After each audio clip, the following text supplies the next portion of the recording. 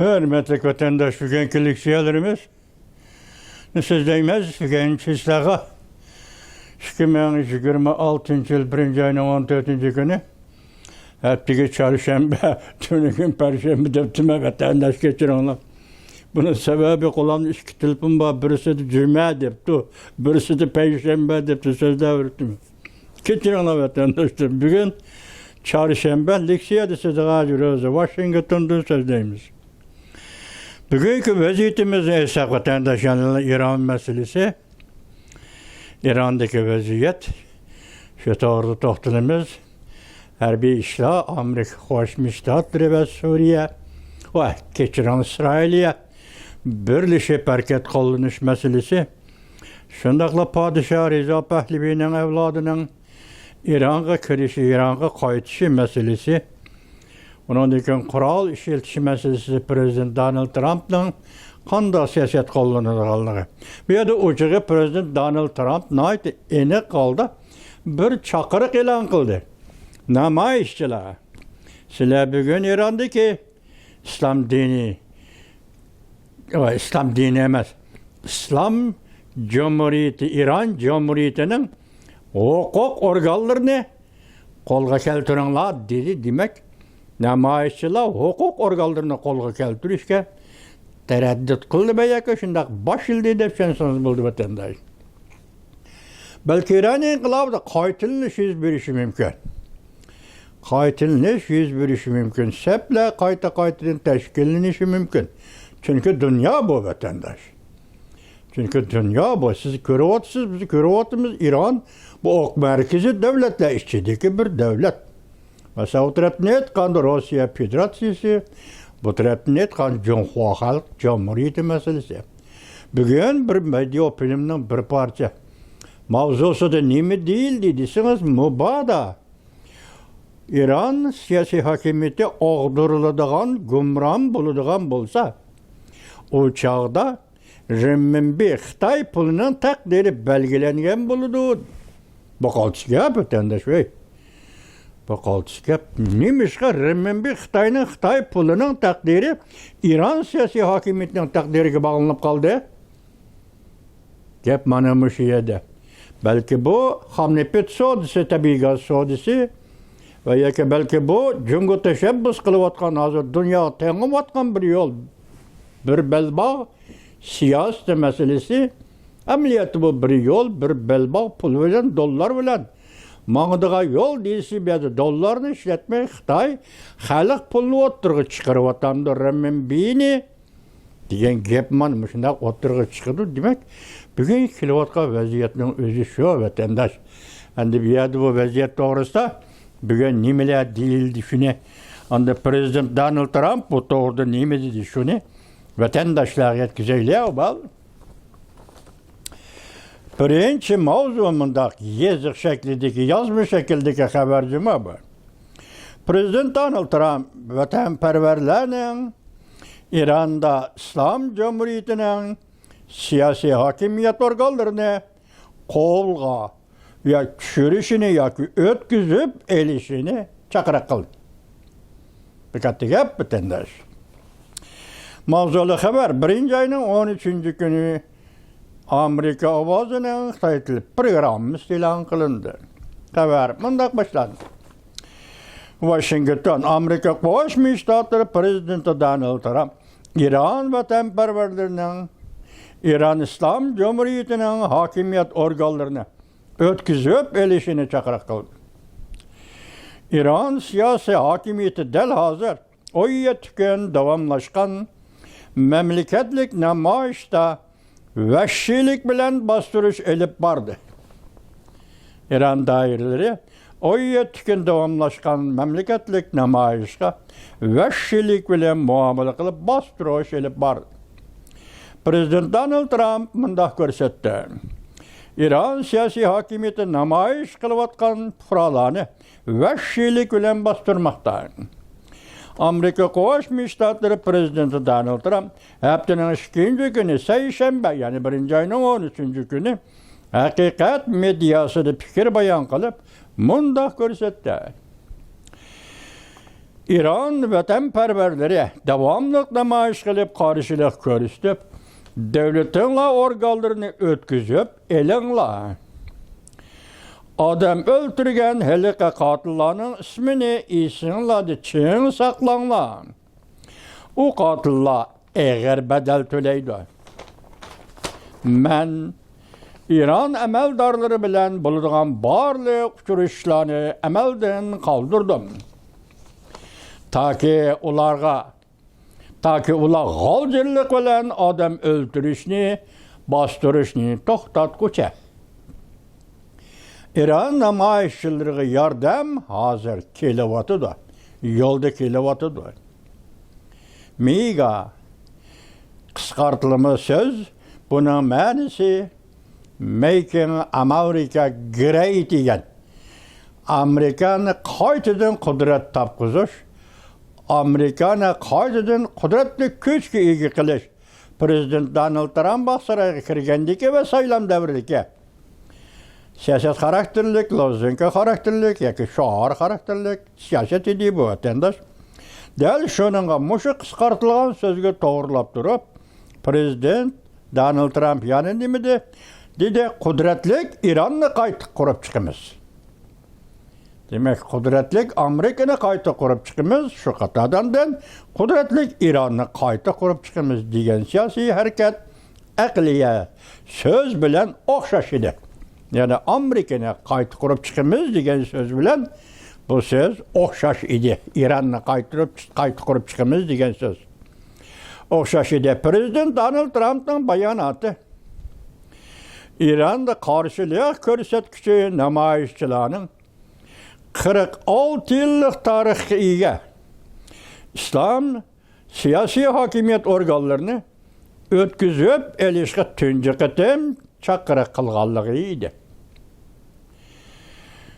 Seshanba kuni yoki buningdan burun Amerika Qo'shma Shtatlar Davlat Mahkamasi Fors tili adresida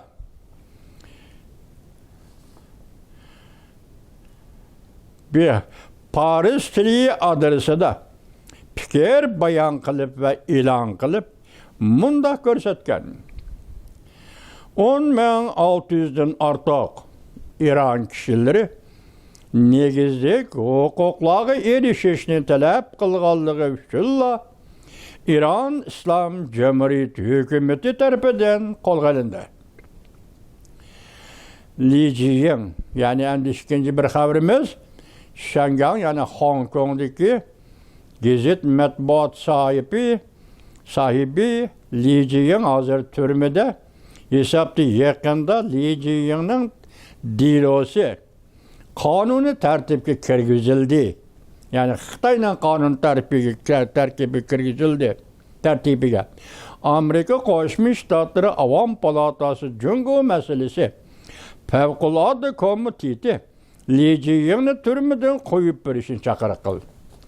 Dal Hong Kongda, Shangangda Li Jiyingni qonun tartibga elib kirish, diloni qonun bilan bir taraf qilishga elib kirish paytida turganda Amerika Qo'shma Shtatlari Davlat Majlisi Avom palatasi Jungo ishlari masalasi bo'yicha favqulodda komiteti raisi John Molner yoki shu guruh rahbarlari, shu guruh a'zolari Li Jiyingni Jungo hukumatining darhol qo'yib berishini chaqiriq qildi. Chaqiriq qildi mavzuli xabar 1-oyning 14-kuni Amerika ovozining Xitoy tili programmasi e'lon qilindi. Bu komitet Li Jiyingni darhol qo'yib berishni hamda Jungo Kompartiya amaldorlarining Hong Kongda tartib buzganlik mas'uliyatini surishti qilishni talab qildi. Yana bir xabarimiz, yana qisqa xabarlar vatandosh ekranda oqibatni ko'rib yetdi. İran inqilobi qiltig'i Jungoda o'zgarish mushkil odamlarga tayinadi. Yani ko'chaga chiqib namoyish qiladigan, shior tovlashni biladigan, hokimiyat organlarini o'tkazib belishni biladigan kishilarga tayinib, Jungoda yani shunday o'zgarish yuz berdi deydi.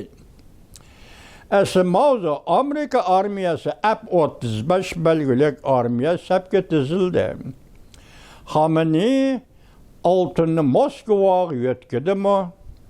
Prezident Donald Trump en ahırkı ultimatumni topshirdi Jungo hukumatiga.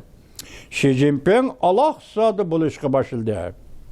Birinchi ayning 14-kuni Umid sadasi yutib. Ekranda yana bir xabar, vaziyat o'zgardi, kechiringlar. Vaziyat o'zgardi. Jungo Kompartiyasi pasportini tushib qoldi. Qarasangiz, hozirmish kayfiyat ichiga Jungo Kompartiyasi deganni, Jonaxay deganni, Jungo Ozodlik armiyasi deganni, Jungo Ozodlik armiyasi Tayvan bo'g'izig'i popozi ishlatdi deganni, mushu so'zlarning hammasini hozirgi Ironga munosabatli xalqaro kayfiyat ichiga qo'ysangiz, Jungo Kompartiyasi pasportini tushib qoldi vatandosh. Bu xalqaro masala, xalqaro miqyosda, xalqaro sanada passiv o'ringa tushib qilish va aktiv o'ringa chiqib qilish masalasi bu hal qilg'ich masala vatandoshim. Bu hal qilg'ich masala bugungi navbatda Jungo Kompartiyasi passiv o'ringa tushib qoldi. Ovjin saytorbiti 1-ayning 14-kuni yutib. Yana bir xabar, ekranda bahor bayrami pat arada yetib keldi. Ekranga chiqqan xatjuma yetib keldi. Hayotlik yo'li uzil-kesel uzildi. Mavzu 2026-yil 1-ay. Beijing acaba Xebey xalqining qani va so'ngikidan issiqlik olamdi, harorat olamdi. Huashu oshxonasi torbiti 1-ayning 14-kuni yutib. Bu deganlik Beijing Xitoyning Xebey o'lkasiga joylashgan. Hozir boshqa taraflarni qo'yib turaylik. Beijing Xebeyga kelsak, Beijingga bu yil qishda energiya kerak. Buning uchun Beijing Xebey xalqining qanini ichish kerakmi? So'ngikini o'tin o'rinda qolash kerakmi? Demak, bugun Xebey o'lkasining ahvoli ham Beijingning ahvoli mana shu. Vatandosh. Xebey o'lkasining ahvoli Beijingning ahvoli mana shu. Bu torbiyatda davatgan gap mana shu.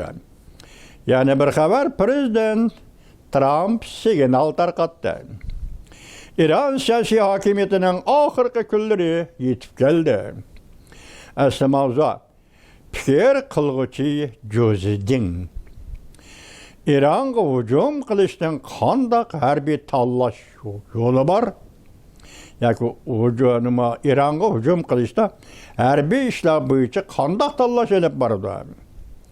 Xamenei avval ketib olishi kerakmi yoki Iranning prezidenti Xamenei avval ketishi kerakmi?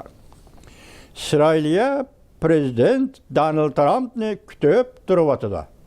Mushu orliqda, mushu vaziyatda İsrailya prezident Donald Trumpni kutib turibdi. Fanvi zaman torbiti 1-ayning 14-kuni yutib. Ekranda prezident Donald Trumpning gap tarixiy xarakterli Tayvan kelishimi, Amerika Jungo elishish umumyuzlik ko'tarildi. Mavzu prezident Donald Trump tarixiy xarakterli kelishimni bekitdi. Umid sadasi 1-ayning 14-kuni yutib. Bu yerda tarixiy xarakterli kelishim deganda bu ayni vaqtda shu sobiq prezident Joe Biden tarafida o'tirib elinayotgan, balki oxirgi mezgillarda o'tirib elinayotgan Amerika bilan Tayvan o'rtasida iqtisodiy kelishim imzolanadi.